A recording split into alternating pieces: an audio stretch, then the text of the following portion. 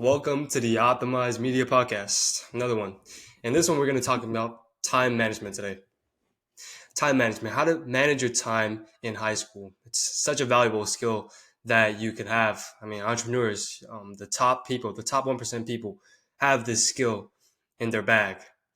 And we're going to be talking about how you can achieve it in your bag, how you could study less than 2 hours per day and drastically improve your grades while doing it too.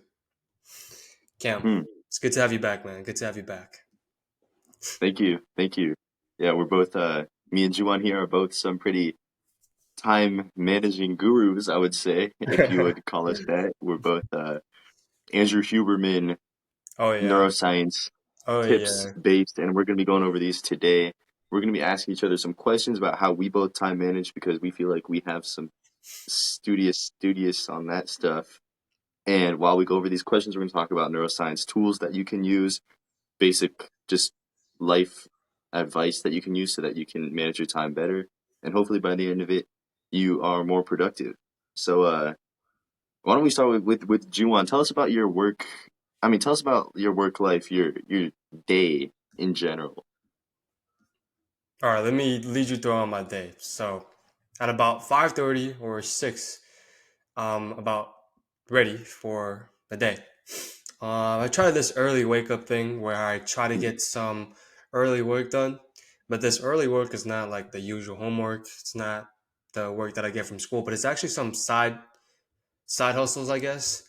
Um, that can mean like YouTube, or that can mean like starting startup. I have this one blog that I've been trying to work on, and one major thing is the SAT right now. So really trying to find time where I could study for that, so I don't have to study later in the day. I feel like just that just helps my day so much, because when I'm back from school and then I try to get some work done, I got to get the schoolwork done, and then I have to do this work and then this work and then that. It just gets all over the place. I feel like it's really important to get my focus in early throughout the day. And then I have my breakfast shake. Don't want to get too detailed on that. It's just like literally um, banana shake, just some protein shake. Got to get that protein synthesis. You know what I'm talking about. Thanks. And then I don't have a car, so I walk to school. Takes about like 20 minutes. Pretty optimal. Get the morning sunlight, bro. Get the morning sunlight. That's good. Yeah, yeah, yeah. So I do that at about like 7:20 ish. I'm at school getting some work done, and then school starts. And this is, I think, the most important part in terms of time management for us, for high schoolers. In school, I try to get as much as done as possible. And people who see me think I'm like this some crazy nerd who studies like 12 hours per day, because they only see me locking in during these times. But in reality, I try to minimize my studying outside of school. So during school, I try to get everything done. And sometimes it's possible, sometimes it's impossible. Um, Another special note that I like to highlight is we have a thing called Smart Lunch, right, Kim? Yeah. PC has this. Our district has this thing called Smart Lunch, where in lunch you could attend to your classrooms and get some extra work done or get some help. So basically, I utilize this time to try to get everything done. And when I'm back from school, I have a quick lunch. Then I straight away try to do some schoolwork, and I aim to finish at around 5:30 or 6 p.m. Sometimes it kind of gets over that. Sometimes I get it done quick. It depends on what type of work I have. If I have group projects, which I freaking hate because my group mates try to do some stupid ass meetings, but we barely get anything done. I hate that. Yeah. So at around 6, I try to be done with everything. Then around like 6:15 ish, I try to get my workout in. Recently, I've been trying to do some calisthenics, but I've been having some thoughts to go back in the gym. Mm. Yeah, that's a topic for another day. And then 7:30, I have my dinner. So 7:30 to like 7 or around there, I have a late dinner. Then after that, just my night routine, get my reading in, and have that recovery. What about yourself, Hmm. Cam? I know you're a very optimal man, very optimal man. I'm actually curious. So lead us into your day in the life. Okay, well, I do the same thing in the morning, right? I wake up early so that I can get some early work done because I just, I don't like how school's in the morning because one of the things that I know is that the optimal time for productivity is right in the morning, right? It's because that's when you're most alert. That's when you are not thinking about anything else. It's when you don't have anything on your mind going throughout the day. Everyone else is asleep. So, like, if it's a weekend in the morning, you're perfect. But if I'm waking up early on the weekday and I'm going to school, then I'm wasting all that time in school. So I wake up early at like 5. I meditate for 10 minutes, and then I do work until 6. And that work is really just like not school stuff. So for a while it was the Optimize Club launch event that we did at our school, and then now it's going to be like YouTube and stuff, or like making a thumbnail, something that really just takes about 40 minutes. Or if it's a big project, then I'll do it across a couple weeks. You know what I mean? And that's really, I think, a time that can be used to set yourself apart, just because you're giving yourself an extra 30 minutes, an hour every single day to set yourself apart from your peers, and over time that builds up. That's not really related to time management. I mean, I guess it is. Waking up early saves time later. So yeah, it is related to time management. And then I go to school. I'm not, dude. I might not be as optimal as you with the smart lunch stuff, because I know you do this, and I know Benit does this. Who Benit, for those of you who don't know, is another is the co-president of Optimize at my school, and you guys and Jib does this, who's also a guy at our school. They all do smart lunch and use all smart lunch to do work, or like do something productive. And I only use half of it to do something productive, and I eat the other half, try to have time with my friends. And the reason for that is because I don't really have any other time with my friends. So, like, Oh I don't yeah, really hang out too much with them on the weekends. So that's really my time to be social. Um, I could be more productive, right? If you really truly wanted to be the most optimal with your time, you could get rid of all your friends, get rid of your social life, but really just utilizing that smart lunch or any opportunities, any time that you can have to do work is when you should be doing work. Um, but like obviously a lot of people procrastinate, which we might talk about later. yeah, yeah. And I then didn't after mention it, but school, I do eat lunch too. So like, it's not like I starve or anything, right? And yeah, if you think about it, it could be counterproductive. I think because mm, for first period, second period, you're in this state of deep work. You try to get everything done during these periods, and then lunch hits. And when we're thinking about deep work, we need rest. Um, mm, but if we constantly do work for 7 hours throughout the whole school day, if you really think about it, it seems counterproductive. But I try not to think of it in that way, as because we have like blocks when we're transitioning into periods. I could think that as breaks. I have time to like talk with some friends and yeah, just walking and getting time off from actually doing work. But yeah, I do eat lunch.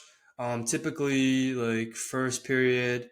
I mean, like the first half of lunch, I try to mm, attend smart lunch, and then the later half, I could be eating lunch. But sometimes the whole lunch, I'd be studying or getting work done. So it really depends time to yeah, time. But yeah, continue on. My bad, bro. yeah. You good, you good. One thing Alex Hormozy said related to that is like, um, productivity is basically like resting is productive if it makes you more productive later. So one way I think about it is so on the weekends I was like, okay, maybe I shouldn't wake up at 5 a.m. on the weekends because I already have 4 hours of deep work on the weekends that I have set off. So adding an extra hour would make it would make it 5/4 the amount of time I could spend in deep work, right? But would waking up an hour early make my work more than 120% productive? Or would waking up only having 4 hours increase the quality to the extent that it's worth not having an hour extra? And so I'm trying to like see what happens there. I'm still experimenting with that, but I kind of just like the idea of having more sleep because then it might increase the quality of my work to the extent where I don't need that extra hour. But on the weekend, I mean, on the weekdays, I only have an hour. So, like after school, I only have an hour to do work. So, by waking up an hour early and getting that work done, it literally doubles the amount of time that I can do work. And spending that extra hour sleeping wouldn't double my work effectiveness. So, you got to do some math there to see if it's worth waking up earlier. Maybe I'll consider waking up at like 4 a.m. or something, or staying up an hour later and getting only 7 hours of sleep, because then it would increase my work effectiveness. It would increase the time that I have by 2 hours, but it probably wouldn't decrease my work effectiveness 2 hours worth. So it's like net gain in productivity, whatever. That's some like advanced crazy stuff, bro. But anyways, let's get back to my day. So after I get home from school, I just go to the gym, and I go to the gym because one of the things that I know is good, and I know that you know, is Parkinson's law, right? So a lot of guys, they don't go to the gym because they say, "Oh, I have too much work to do." But what Parkinson's law says is that no matter how much time you have, you'll always finish it in that deadline. So the thing is, like, imagine you had an essay and you're writing this essay and it's due at 11:59 p.m. Or for UNC Chapel Hill students today, they're applying early application, and Oh yeah. my brother's downstairs finishing his essay right now because it's due in like 11 hours. So Preaching PJ, I know bro. so many people wait till the last minute to do something and they end up finishing in time. But you know what? I bet if the Chapel Hill essay was due in like 3 days, they it would be done in 3 days. You know what I mean? So we always finish work in the amount of time that it takes us to do that work. So if I spend an hour at the gym, I have less time to do my work, but I know that Parkinson's law says that I'll finish my work anyway. So like I don't really care. Um, so yeah, I go to the gym every single day, keeps me in the habit, and then I do my work for like an hour. I keep the amount of time that I do my work small because when I keep that time small, I have to be very disciplined with my work. So I'm not going on my phone, I'm not checking my thing, I'm not doing X, Y, Z. I'm literally just in my work, and it keeps me doing only the things that matter. It doesn't have me like mindlessly studying trash that doesn't matter. Doesn't have me mindlessly going on my phone. Doesn't have me watching Khan Academy videos for something we learned in class. So many random things people do that just I don't even know what they're doing, bro. They just think they're being productive, but they're not being productive. So after that, that's all the work I do, all the schoolwork I do in my day. Have dinner, do an hour of like YouTube, same thing as the morning, and then I basically just go to bed. So I keep my day very tight because of Parkinson's law. Um, do you do that same thing, Juwan? Yeah, I do the same thing, but let me ask you a question before that. So after you go to the gym, after you finish all your work, you said you do another hour of your YouTube work or anything else? Yeah, Oh wow. yeah. So that's like 7 to 8, 8:30, 8:20. Hmm. Because I mean, I have the extra hour, so I don't see why not. So you do squeeze in a lot of hours. Wow, that's really impressive. I mean, you have your first hour at straight after you wake up, and then considering the amount of focused work you do inside of school, because I'm willing to guarantee that you probably have the top 1% focus at your school.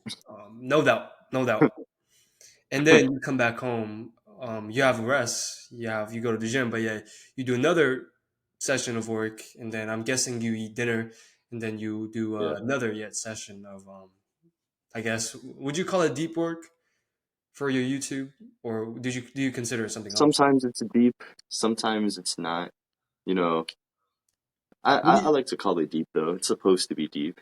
what do you think classifies as deep work? How can one differentiate between deep work and shallow work? Okay. Comes down to if you're in flow state or not, right? So there's three things that get you in flow state. Um, no, number one is stakes. Like if you're in a football game and you're running around, well, like just imagine you're a football player and you're running a game, right? You're always in, you know, you're in flow state if you're in that game, right? You're in a big Right. competition. You Mhm. don't think about anything that happens around you. And so if you look at that football player, you see he's got three things going on. He's got, he's running the ball. He's got a clear mission. He's got to get that first down. But also, he's got stakes. he's got people coming around him, so he knows that he's got to get this or else he'll die. And then the last one is he has intrinsic motivation, right? He's doing this just because he likes to do it. He wouldn't be playing football for no reason, or at least not if you're in the NFL, right? Usually football players like to play football. And so if you're not doing those, if you don't have those three things in your work bout, then it's usually not deep. It's usually not a flow state. Um, so a lot of guys, they don't have flow state because they don't, one, have stakes, which is like Parkinson's law. They got to finish it in this amount of time. They don't have a clear mission, which is they got to know what they're doing for their work. They got to plan it ahead of time. I know you do that. What you said in your daily timetable, you got that like, let me see, like 2:40. You plan your work um, while you eat lunch, and then Right. you got the intrinsic motivation because usually, like, bro, I hate schoolwork, so usually maybe I'm not so deep. I'm not like feeling it. You know what I mean? But Yeah. when I do YouTube or when I'm working on a really good big script, then I'm definitely in that intrinsic motivation, deep work mode.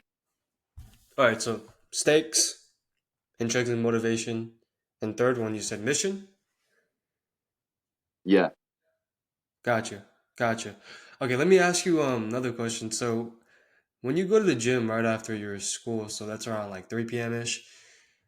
yeah, What do you think about for the people who say they want to go to the gym after they had a hard day of work and they just want to have that gym session to really chill themselves, including me, because that's what I usually like to do, and that's why I work out at 6 p.m. ish. But I think I'm considering what you do too, because I think it does add stakes to your to your work block. So, what do yeah. you have to say about that? Well, I mean, either way, you have stakes, right? You got to finish your gym and you got to finish your work at the same time. I mean, by Yeah. a certain time. So it's like if you don't finish your work in time, you're not going to be able to go to the gym. And if you want to go to the gym, you're going to finish your work in time. But if you go to the gym first and you want to finish your work, then you're going to finish your gym in time so that you can do your work. So either way, it works out. Like if you can finish both at the same time, doesn't really matter. I just like to go to the gym first because it energizes me, and I just had a whole day of work. So I don't want to do work after a day of work. Oh yeah, makes sense. Makes sense. So it's your little break, your little mini break session, and your social Yeah, time after you get back from school. Okay, that definitely makes sense. yeah, yeah, yeah. Dude, it's kind of funny how how our uh, how our break is some people's like hardest work of the day. Oh yeah, oh yeah, yeah, bro. Before I used to like go to the gym and stuff. The going to the gym was my deep work, bro. That was like my hardest Yeah, thing I of the know, day. right? That was my hardest thing of the day, right? But once you get to a certain point, it becomes your break, it becomes rest for you. Because like mentally, Yeah, you're chilling. It's physically working out, but yeah, like physically working out isn't really pain no more, right? yeah. I mean, this is a whole nother topic that I think we get into another time, but I think that people start, well, this is kind of like a hypothesis that I don't have, I have zero evidence for, but I think that bigger lifters stop gaining muscle less fast because they don't work as hard in the gym relative to the thing. Because at first, right, everyone gets newbie gains, right, because it's super hard for their bodies. Then after a while, it slows down, and I think it's because we don't be going as mentally hard, like literally killing our muscles as last time. So I kind of want to see what happens if I like fully dedicated myself to working out 2 hours a day. Maybe I'll do that in college or something. I'll see what happens. Juwan, how do you find time to work on like on YouTube or your business or something? I think it Is there really any comes any down tips to, you use? yeah, I think one of the most effective ways I manage my time is first thing in the day. I do this ritual called, I mean, it's not really called anything, but I basically plan on my day in timetable. I make a timetable. Uh, Hmm.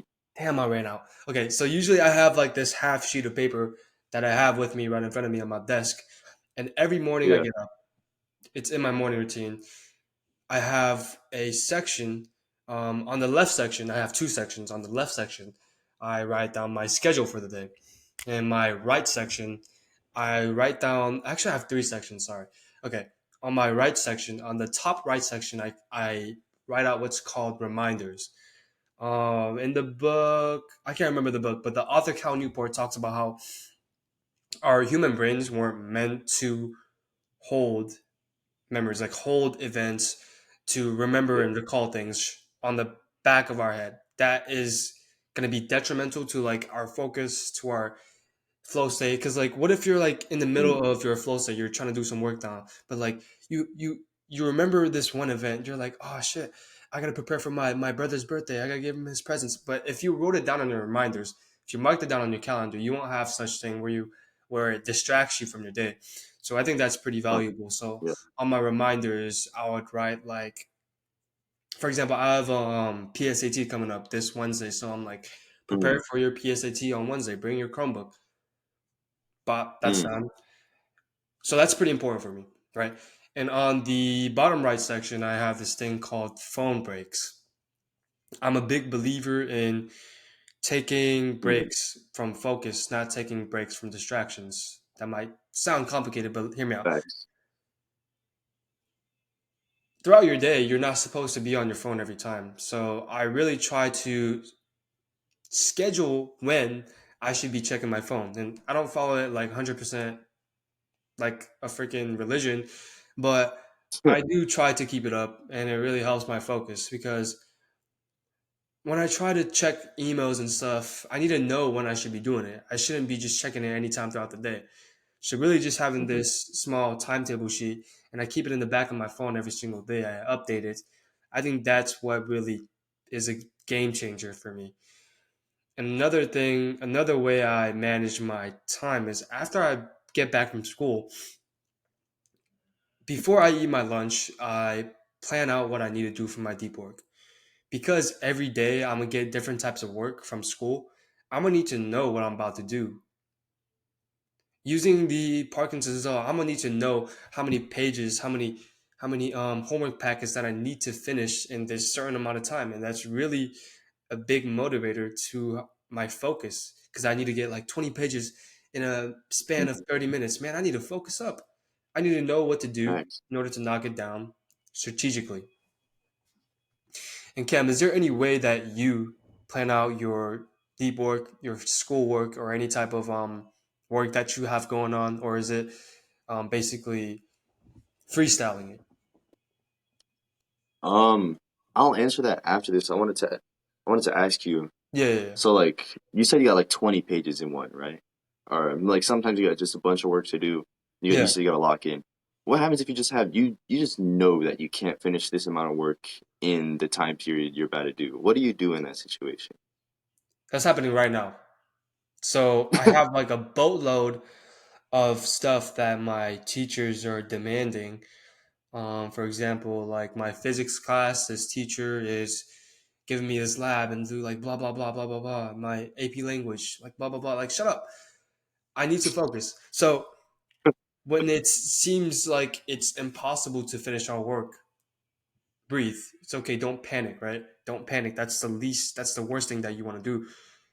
I follow this thing called 80/20 Pareto's principle. I talked about it like 1,000 times. It's Yeah. basically setting your priorities straight.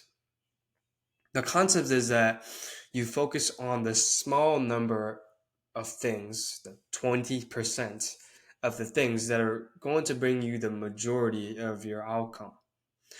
Let's say on your biology test, you're gonna have a test coming up.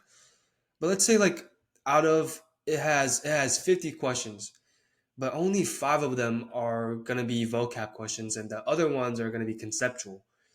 So instead Mhm. of you focusing on the vocabs plus the conceptual, why not you just focus on the majority of the tests, the conceptual questions, which is gonna save you boatload of times because memorizing vocab that might take some time. So really focusing on my priorities that you need to prioritize and just focusing on those is gonna give you good enough results or to the results that you're aiming for. Hmm. Hmm. All right. So yeah, I'll answer that question now about planning my deep work. I basically do the same thing, right? So I didn't know you also had a physics and laying going on right now, but I also got a lot of stuff going on. I gotta do like aviaries, gotta do this like TED Talk thing, dude. A lot of stuff going on in those classes. So I plan out my deep work by first thinking to myself, what am I going to do? I plan it, right? That's one of the things against a flow state. You got to have a clear mission. So I plan my work. And then I obviously, like, sometimes there's way too much going on. I do the 80-20 rule. And also another acronym that I like to use that I implement a good amount is the pissing acronym, right? So just think about this, right? If you are about to go in a deep work flow state session, think about if you just pissed on your work, right? Because the P stands for prepare. You got to prepare for your work. You got to prepare for your flow state. And then the S, and there's three S's, by the way. The S stands for setup. So you can see here that I got my notes for this podcast right here. I wasn't fully set up, but before this podcast, but I set up my tripod, set up my microphone, had my desk ready. You know, don't have any trash on this. On is my water bottle and my notes. Um, so boom, I'm set up, and then the next two are just like neuroscience based tips that instantly increase your focus that I do before every deep work session. It's stand up straight so that you can breathe in, you can have good posture, which is scientifically proven to make you more effective. Because like just think about this: if you're always staring down, your body thinks you're tired, so you're gonna be tired. You stand up, you're looking like a beast, you feeling like a beast, you're gonna become a beast. And then the last one is stare. Stare into what you're doing, because then if you have studies show a narrow visual aperture narrows your focus. So if you have a narrow visual aperture by staring into one thing, it closes down all your peripheral vision and you can just focus on what you're doing. So I do all those four things before my deep work to make sure that I'm in that flow state. Yeah, Yeah, so throughout the week that you're really focused on schoolwork, what about the weekends? Do you do any type of work dude, for school? weekends are like the only time. Yeah, we were talking about like how to work on a business, right? This is when you need to lock in if you want to have success in your business because I'll give an example. Like my brother and my friend, they have a YouTube channel, PJ and Benny, Theory Y. They would literally do all their work on the weekdays, right? Go crazy on the weekdays, and then for like 6 hours a day on the weekends, they would just grind YouTube all day, every day. YouTube, YouTube, YouTube, YouTube, because really, like, anyone who's been trying to work on a business knows this. If you don't batch your business work, it kind of gets jumbled. It kind of it's not very productive. You know what I mean? If you can work on it all at once and you can be flow state like a good 2 to 4 hour session working on that business, it just, you can think about it more business. You're just in that business mindset. So, I think it's super important.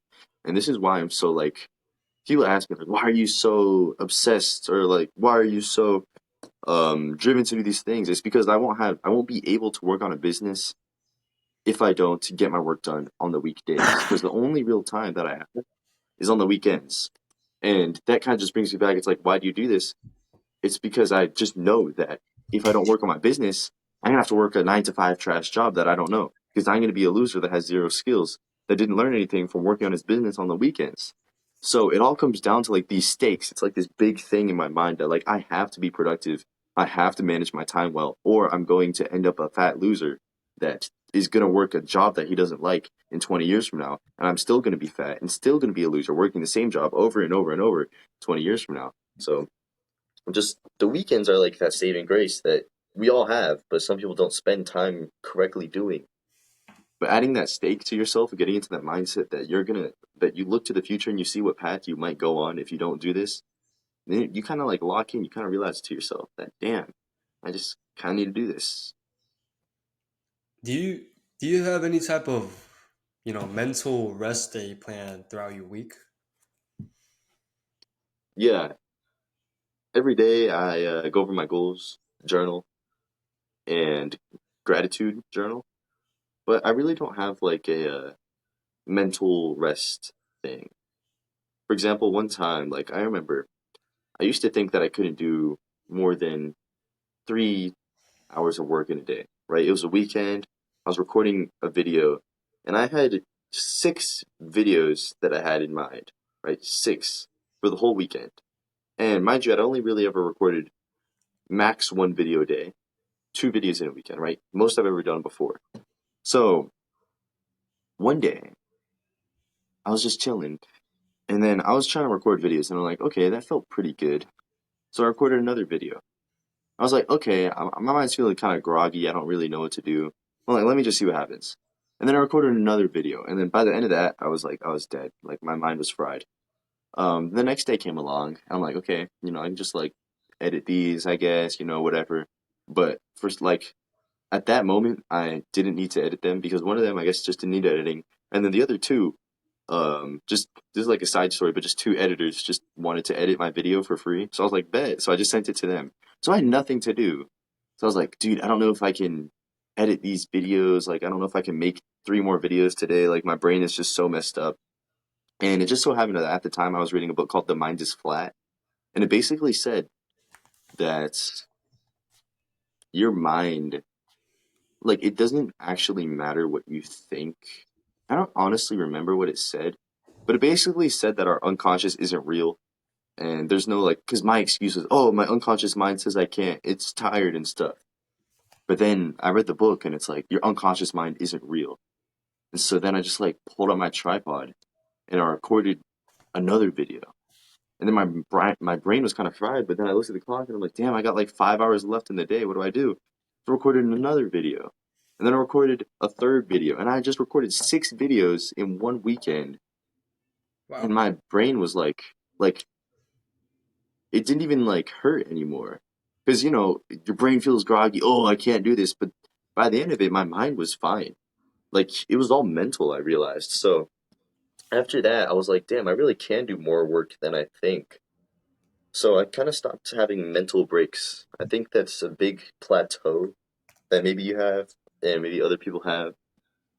The thought that you need to rest because maybe you don't. Your body will adapt. Yeah, I think. Yeah, wow, that's crazy. Wow, 6 videos in one day.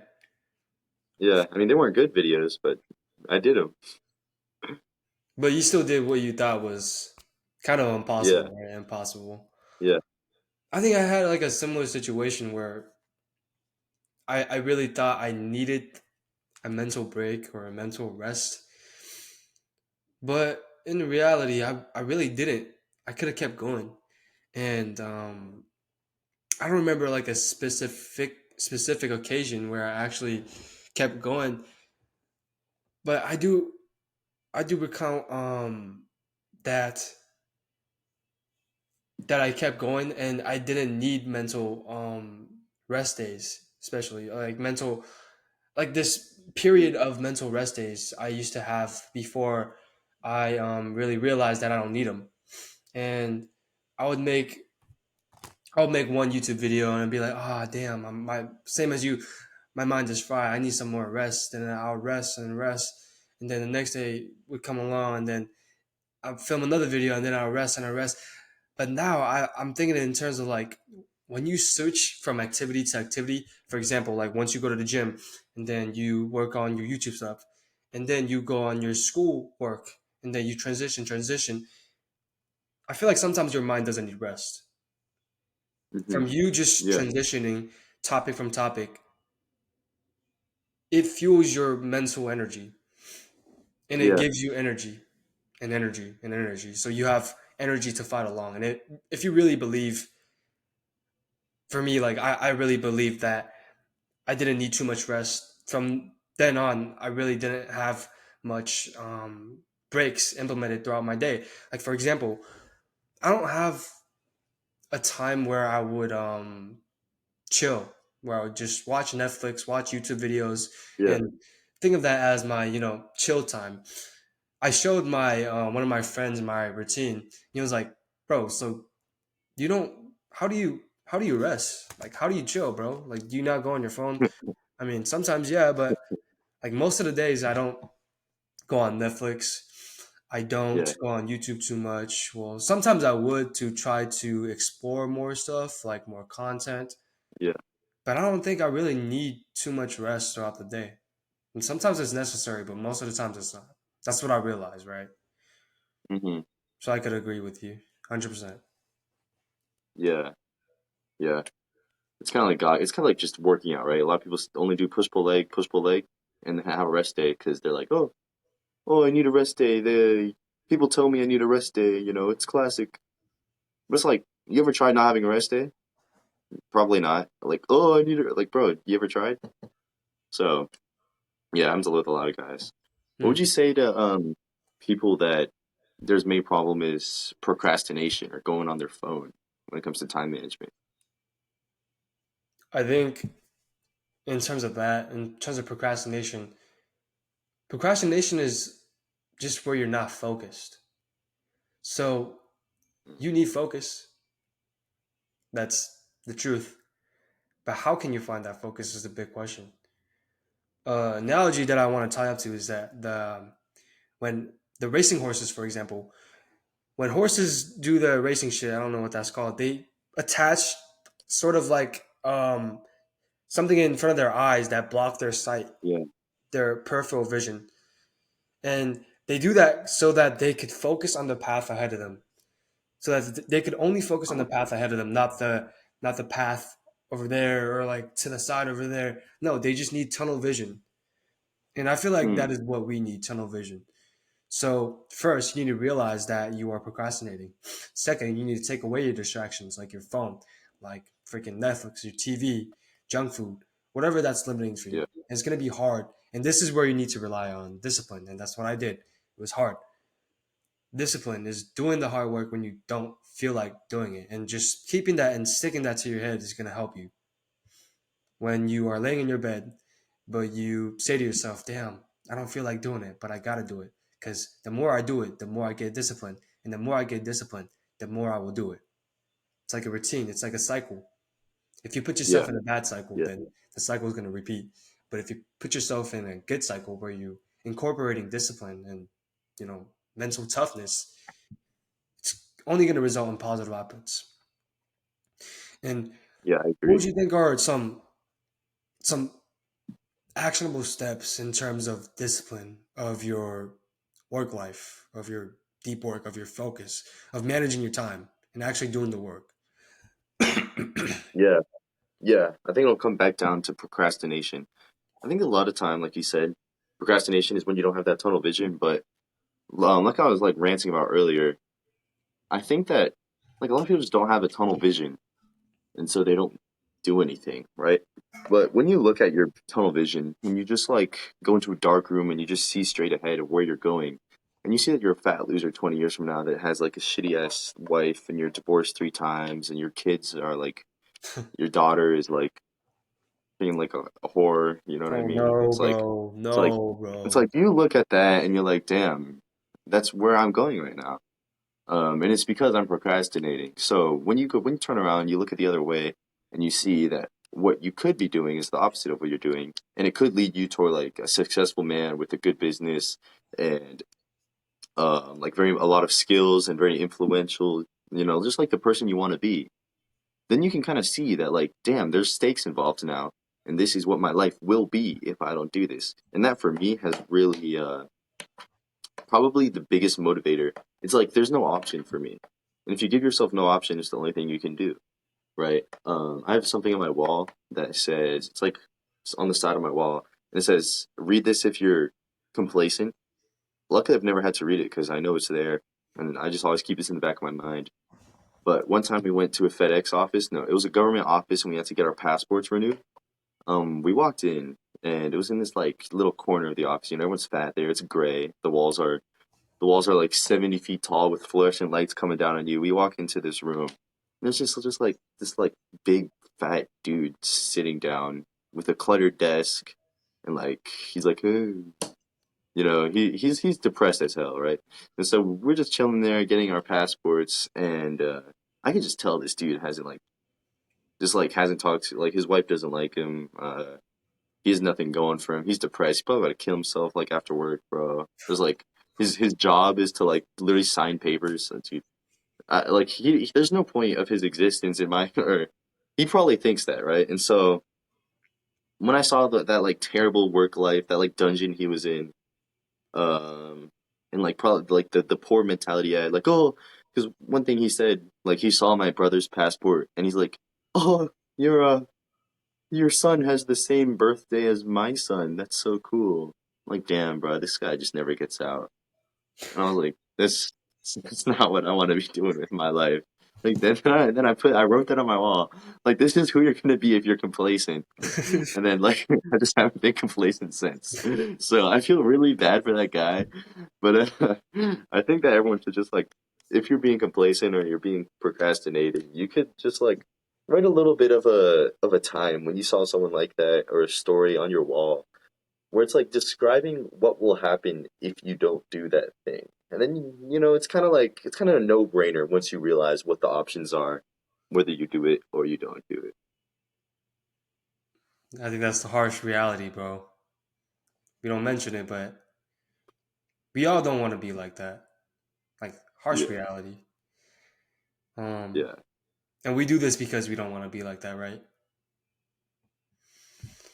So just to wrap it up, I want to end off in some actionable steps that mm, whoever's watching this can apply.